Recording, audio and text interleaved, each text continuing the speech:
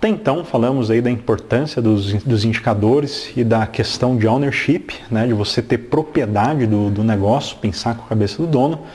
E vamos aqui dar algumas dicas importantes aqui para vocês no slide, né, de como definir os indicadores, como achar os indicadores. Bom, primeiro, né, a gente tem indicadores absolutos e tem indicadores relativos. O que a gente tem que buscar são os relativos. Eu vejo assim muitos indicadores que a turma mede por aí é absoluto e não é a melhor forma, gente. Isso vai enganar a gente de alguma maneira, tá? Esse slide ele tem aí para vocês a cor vermelhinha, tá? Que seria aí um exemplo de um indicador numa manufatura, tá?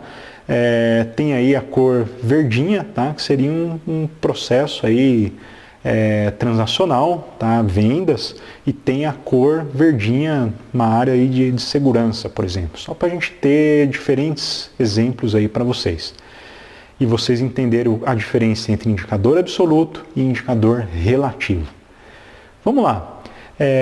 Indicador absoluto, tá? Você tem lá na manufatura quantidade de refúgio mensal, tá? Quantidade, sei lá, tivemos 1000 peças de refúgio. Indicador relativo, tá? Percentual de refúgios por mês. Faz toda a diferença, gente. Por quê? Imagina que você use indicador absoluto do tipo quantidade total de refúgio na sua empresa. Esse mês você pode ter tido 1000 e no mês seguinte, se você tiver 2000 refúgios, será que piorou o seu processo? Bom, pelo número, né, dobrou, deve ter piorado, tá?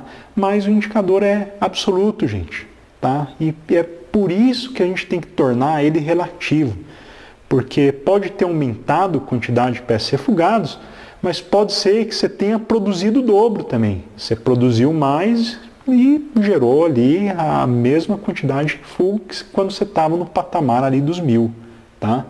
Então, aumentou a tua produção, naturalmente aumenta aí a quantidade de peças refugadas. Então, por isso é importante ter indicadores relativos, tá? Então, uma boa forma de você medir é com percentual, que aí você relativiza o indicador, tá? Deixa ele relativo, independente de você ter alteração no volume, tá? O percentual reflete exatamente a tua realidade. Outro exemplo, né? Faturamento diário, é a mesma coisa. Você medir quantidade de peças, de produtos ou serviços que você fatura no dia, pode não ser o melhor indicador se você está buscando melhorar isso, tá?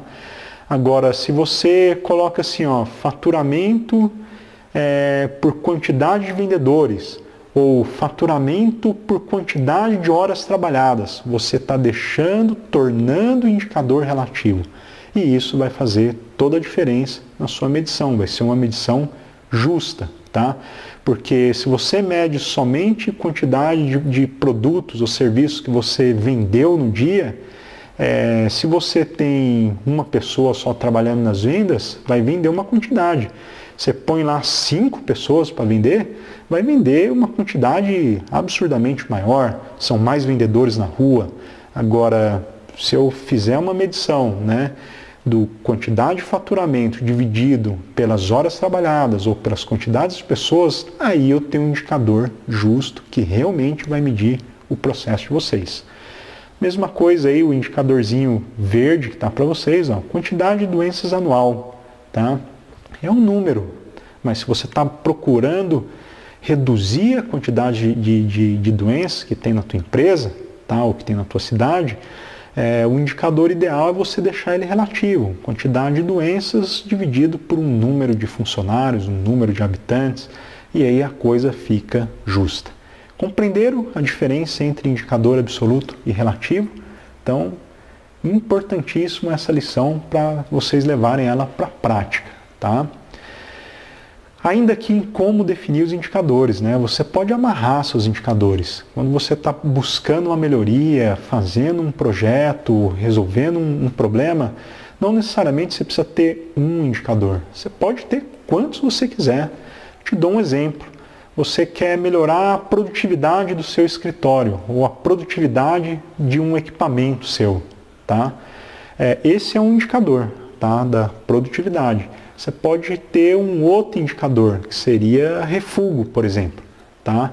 Ou seja, eu quero trabalhar mais rápido, mas eu tenho que, no mínimo, manter a quantidade de refúgio atual que eu tenho hoje. Ou seja, eu não posso produzir mais e também aumentar o índice de refúgio que eu tenho hoje. Tá? Então você pode amarrar os indicadores e ter aí quantos indicadores forem necessários para o seu projeto. Tá? Nesse caso, o indicador principal, primário, né, é a sua produtividade, quantidade de peças hora, por exemplo, e o seu indicador secundário é a quantidade de refúgio. Então tem que melhorar um e o outro, no mínimo, tem que se manter. Tudo bem? Então defina quantos indicadores forem necessários. Aqui um exemplo, né? Aumentar a produtividade da máquina, que eu acabei de falar para vocês, está azulzinho aí o indicador primário, e como indicador secundário, eu coloquei em verde aqui para vocês no slide, tem o refúgio por hora trabalhada e quebras de máquina por hora trabalhada. Então, um indicador principal e 2 indicadores secundários. Então, faça do jeito que for melhor para a sua situação. O que mais, gente? Temos um novo slide aqui. Não esqueça, né, de estabelecer indicadores que meçam o impacto ou a sua performance no seu cliente. Isso é importante, tá? Para você traçar um link, né, uma ligação entre como você mede internamente e como você está sendo visto, como o teu cliente te enxerga. Então, tenta de alguma forma ter indicadores do seu cliente também que meçam a sua performance diretamente, tá? Logicamente, em características que agregam valor para ele, como a gente já falou, tá?